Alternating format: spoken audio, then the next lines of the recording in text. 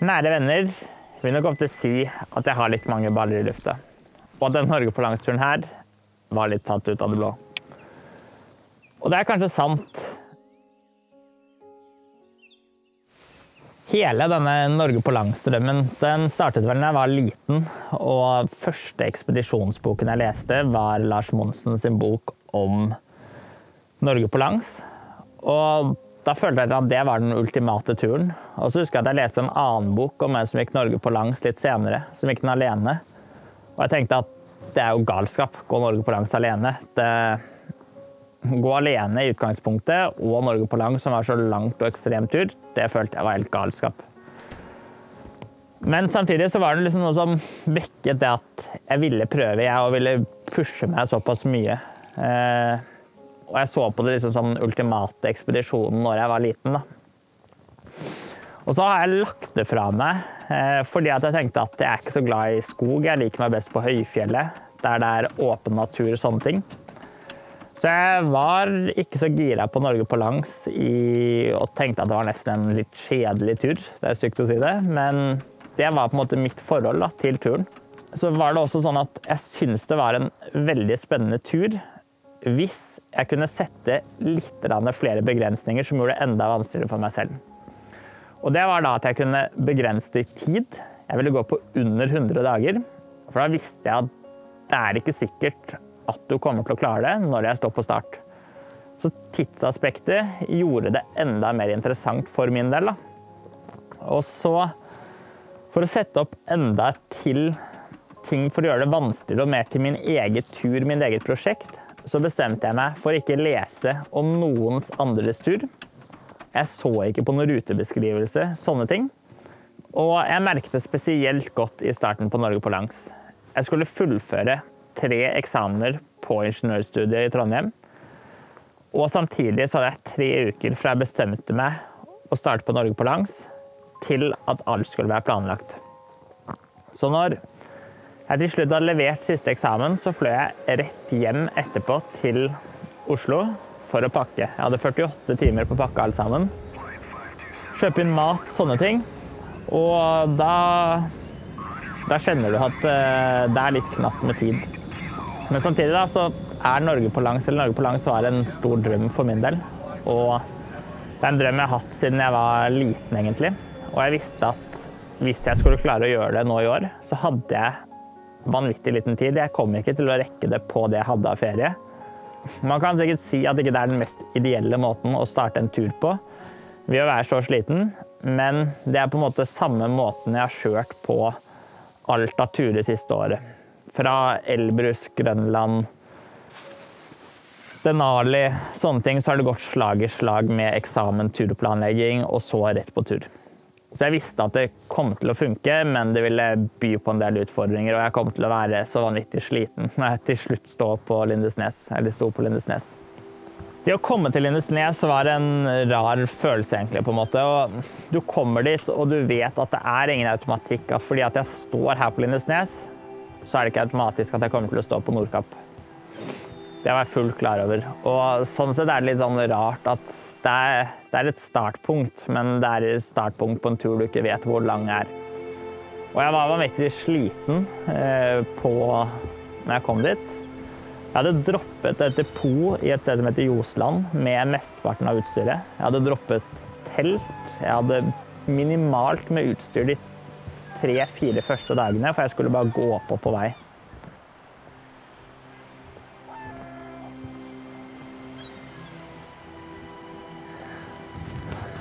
Da er vi på Lindesnes. 3 uker med hard planlegging, og 2 vanvittig hektiske dager i går og forgårs med å pakke depot og sånn. Så har vi kjørt ned i går, la første depot på Josland med pulk og sånn. Så der ligger mesteparten av utstyret. Og nå venter ca. 3-4 dager med gåing langs asfalt og ikke for mye i sekken egentlig. Så nå er vi her endelig. Morsomt å komme i gang.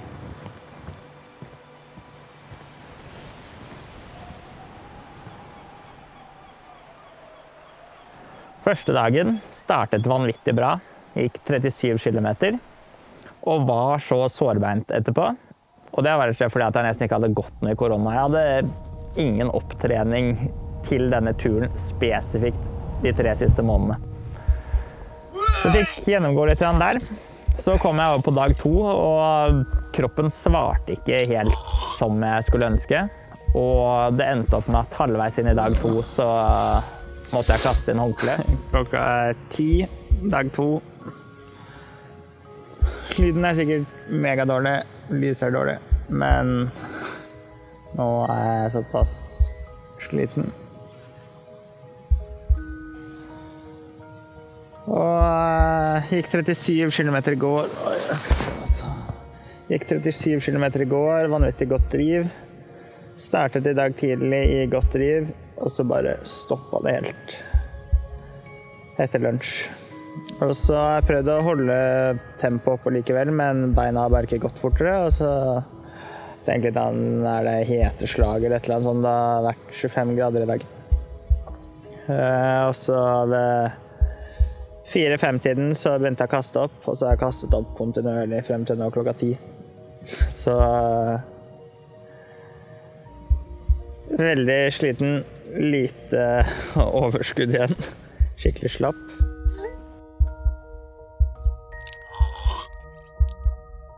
Samtidig da, mens jeg kastet opp, så jeg på Facebook at en annen som jeg hadde hatt mye kontakt med, hadde brutt turen på vei fra Nordkapp. Så det var litt sånn, han bryter, jeg ligger der og kaster opp, og da følte jeg at dette var dag 2, og skal turen slutte så fort.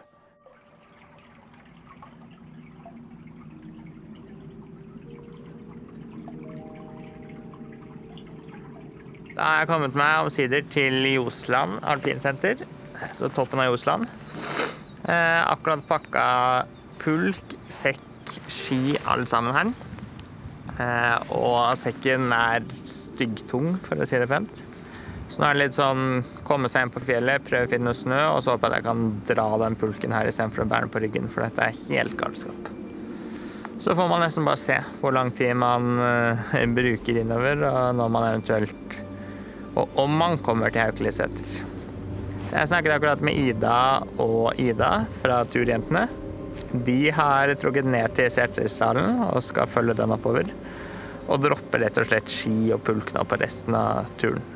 Og det var kanskje et nytt slag da, som var vanvittig hardt, var å få melding av Ida med at de har trukket ned fra fjellet, for de finner ikke snø. Da hadde jeg par og 50 kilo med utstyr. Jeg hadde mat for 16 dager, tror jeg. Så jeg kunne glemme å gå ned til Setesdalen med alt det utstyret.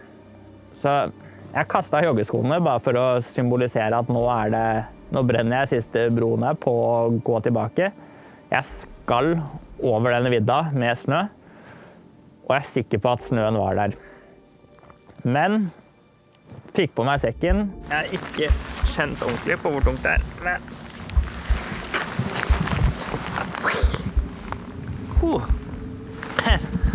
ja, det kjennes da. Ja, da tror jeg vi bare går det.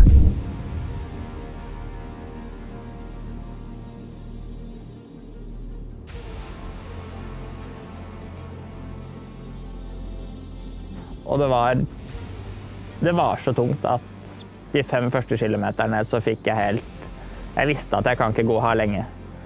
Heldigvis fant jeg snø, men denne her var såpass myk eller var så våt da, det gikk så sakte. Jeg tørte nesten ikke gå over vann i starten, fordi de tenkte jeg var usikre, og første dagen så gikk jeg vel 12 kilometer på ski da, og da var det en hel dag på ski. Det var vanvittig hardt, og fikk ikke noe fremdrift. Så jeg fikk liksom melding av folk at du går så bra med deg, Sindre, og tidenes driv, og du må jo ha kanonfør og sånn. Men hver dag med det skietappen, så føltes det som at jeg våknet opp etter å ha vært i en boksekamp. Jeg var som mørbanka, og jeg vet med meg selv at hvis det hadde vært påskeføre med hardkompakt snø og typisk rundt 0, så ville jeg klart å tilbakelegge i hvert fall 50 kilometer om dagen på de type forholdene med det arbeidet jeg la ned. Men her klarte jeg så vidt å pushe 20 kilometer om gangen. Det var vanvittig hard opplevelse, rett og slett.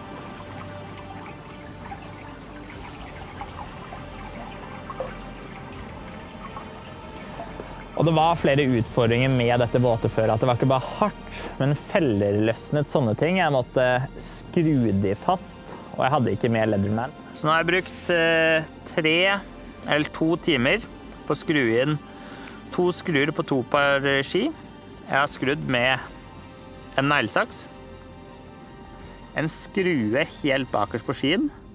Så jeg fikk skrudd den inn med neglesaksa, og jeg fikk også lagd et lite hull til å starte å skru ned i, som var grei å skru ned. Samtidig så var det alle andre jeg snakket med som gikk Norge på langs, de ville ikke prøve seg på ski og gikk på beina på asfalt. Og du føler sånn, har du gjort det riktige valget, eller burde du også fulgt etter resten av mengden? Og kanskje den største og verste problemet med hele greia var usikker is, usikre elver. Først så går elvene i stykker, at du kan ikke krysse de lenger. Da måtte du legge alle kryssinger på der det var vann. Så du krysset alle elvene på vannet, fordi vannet lå isen litt lenger. Men når elvene er åpne, og du må krysse på vann fordi isen er tykkere der, så begynner isen å bli rimelig tynn på disse vannene også da. Det her er største kryssningsutfordringen så langt. Jeg begynner å komme meg lenger nord og øst på Hardangervidda. Ser man at åpen elv, ganske stort område. Og da er enten å vade over her nede, kan være et alternativ, men den er nok dyp. Eller så har man alternativ 2, som da blir å krysse nede her et sted. Så da er det litt sånn sannhetens time. Hva skal man gjøre? Skal man vade i den elva her som er rimelig stor og rimelig høy vannføring, eller å prøve seg over isen?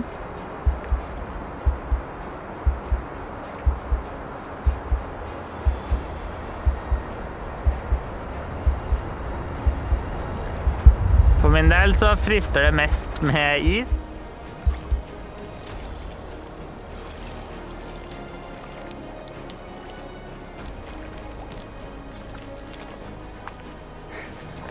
Det var litt digg. Kom opp på andre siden, og det gikk bra. Ingen svømmetur denne gangen. Og det er såpass ekstremt at helt i starten når jeg skulle krysse over der, så når jeg gikk med staven, så trengte jeg bare å presse staven kontant ned, og så presset jeg den bare rett gjennom alt av slaps og det lille islaget som var. Og så bare skjønner du staven bare forsvinner ned i ingenting. Og da gikk jeg bare så breit jeg kunne med skia. 1 fot foran og liksom vagga meg frem. Passet på å ikke ha full vekt på 1 ski. Pulken hengende så langt bak jeg kunne. Og så bare jobba meg sakte, men sikkert i 50 meterne. Mens du slår staven gjennom og kjenner at den ikke butter en eneste ting. Det var kanskje det verste på hele skietappen.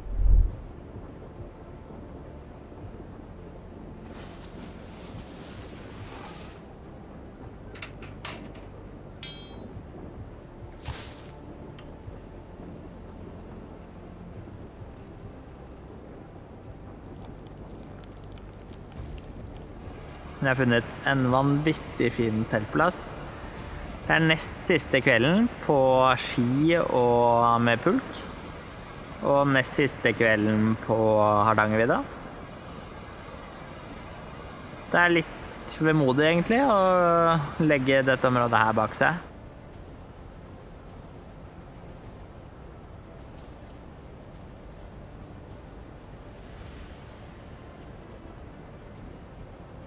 Klokka er 6:15, og i dag er det en litt sånn slitsom dag.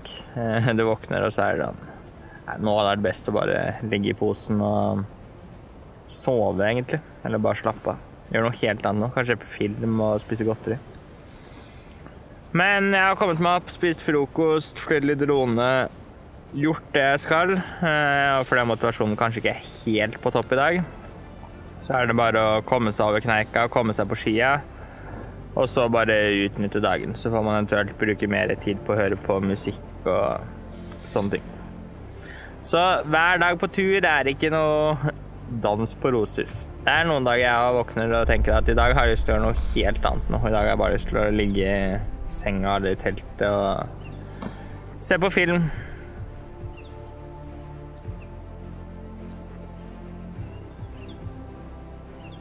Første delmålet på turen var rett og slett å komme seg opp til Syland. Jeg sa det var her turen startet. Da har du gått rett over 1/3 av Norge på langs. Og det helt galskap. Hvem som går 700 kilometer da, i bein luftlinje som en ren transportetappe, rett og slett. Men det var sånn jeg følte. Jeg hadde vært så mye på tur der, så det var egentlig bare å pushe opp dit. Og da pusha jeg absolutt alt hva jeg klarte. Jeg gikk 27 kilometer i snitt i luftlinje, bein luftlinje om dagen, og jeg hadde ingen etappe hvor jeg gikk så langt etterpå. Så det var nok der jeg var aller råest fysisk, rett og slett. Da. Jeg håper det ikke for mye støy, men nå skal jeg akkurat til å legge Rondane bak meg. Det har vi over der.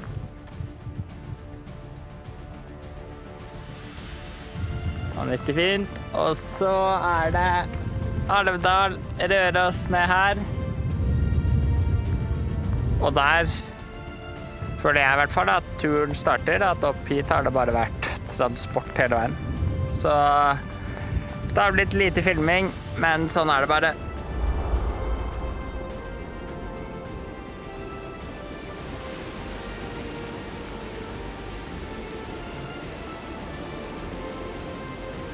Og så kom han over på biten med gåing med sekk, og det begynte å bli mer sommer.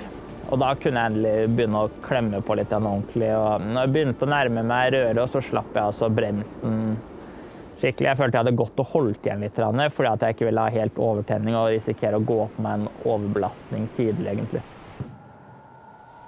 Og mot Røros også, så begynte været etter hvert å bli ganske ruskete, og det begynte å bli kaldt, det snødde, og det var kanskje mitt første møte med dette tøffe været, da, hvor det var veldig viktig å gjøre de riktige valgene, rett og slett.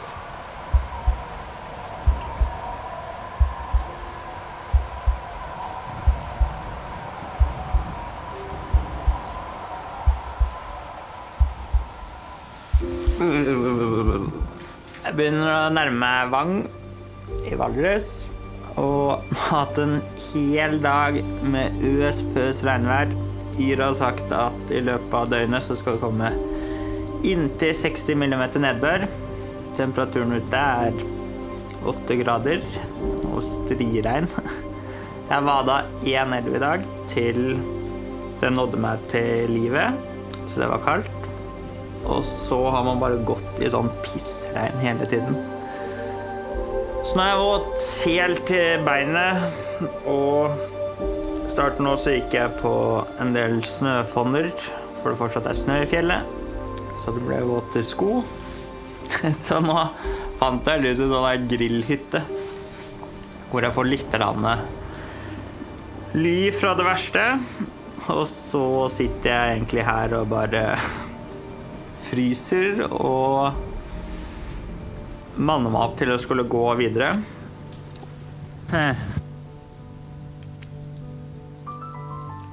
Sånn ser det ut etter 35 kilometer i myrterreng, motvind, pøs regnvær. Så har jeg vært våt inntil beinet, kald, og nå går jeg. Ja, dere ser jo hvordan det da. Det er jo ikke noe motorvei, den her DNT-stien. Så nå har jakkebukse tørket litt, jakke i hvert fall. Og i skoa så skvulper det fortsatt godt. Planen å prøve å pushe 12 kilometer til i dag.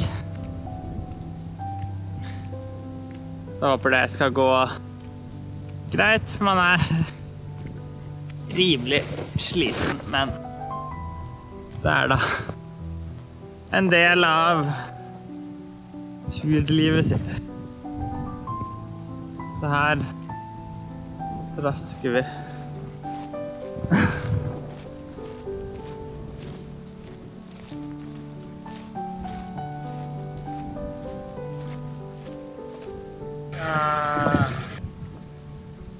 Liten.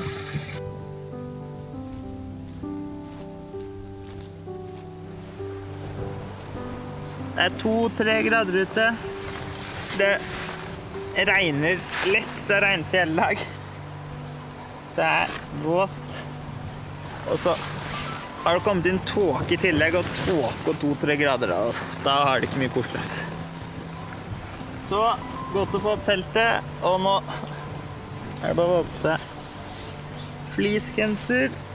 Og så gleder jeg meg til å få noe varmt å drikke og varmt å spise. 43 kilometer i dag, så det er bra, men jeg kjenner jeg er skikkelig sliten av å gå i sånn myrterreng og drit, ass.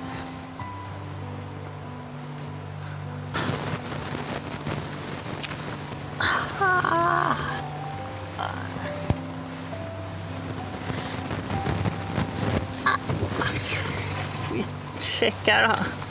Det er jo helt svømmehud. Og denne her kan garantert vris opp. Åh, fytti rakkeren, altså.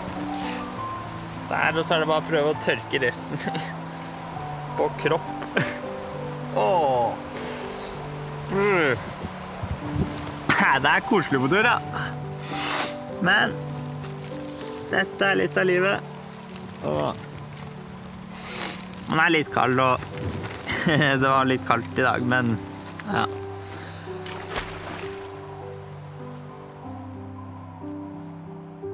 Det var kanskje mitt første møte med dette tøffe været, da, hvor det var veldig viktig å gjøre de riktige valgene, rett og slett. Men jeg var så klar for å komme til Sydland, der hvor turen virkelig startet. Så det å til slutt komme til Sydland var en vanvittig god opplevelse.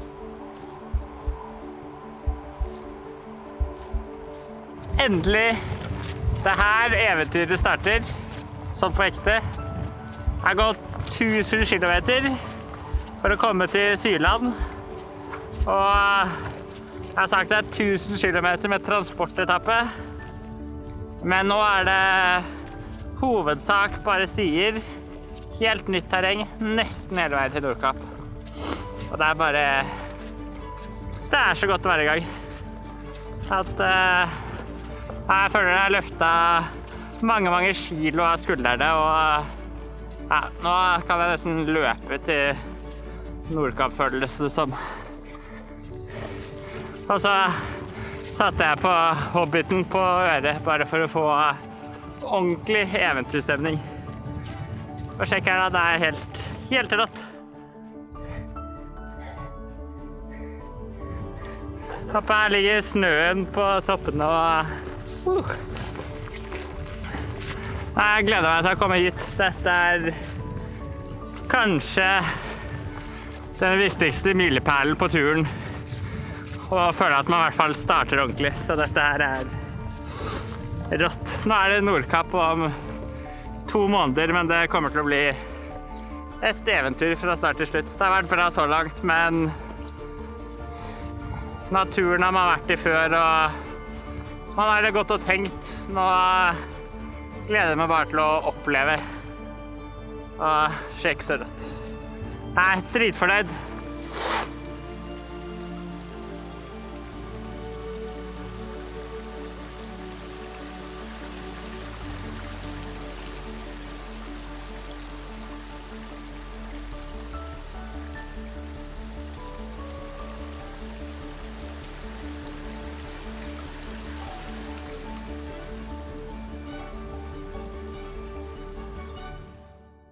Jeg håper du syns det var morsomt å se litt fra min første del av Norge på langs. Og dette var en del jeg ikke filmet så mye på, rett og slett fordi det var denne transportetappen. Og det var såpass hardt fysisk på skibiten. Men jeg håper du likte det du så, og hvis du gjorde det, så trykk tommel opp under. Det gjør og betyr vanvittig mye, og trykk abonner, så er du sikker på at du ikke går glipp av nye filmer.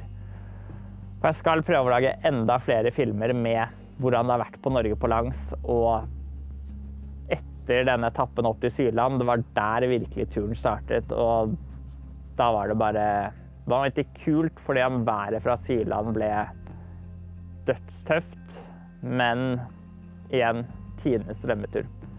Trykk tommel opp hvis du liker den. Trykk abonner, så er du sikker på at du går glipp av noe, og så ses vi i neste film.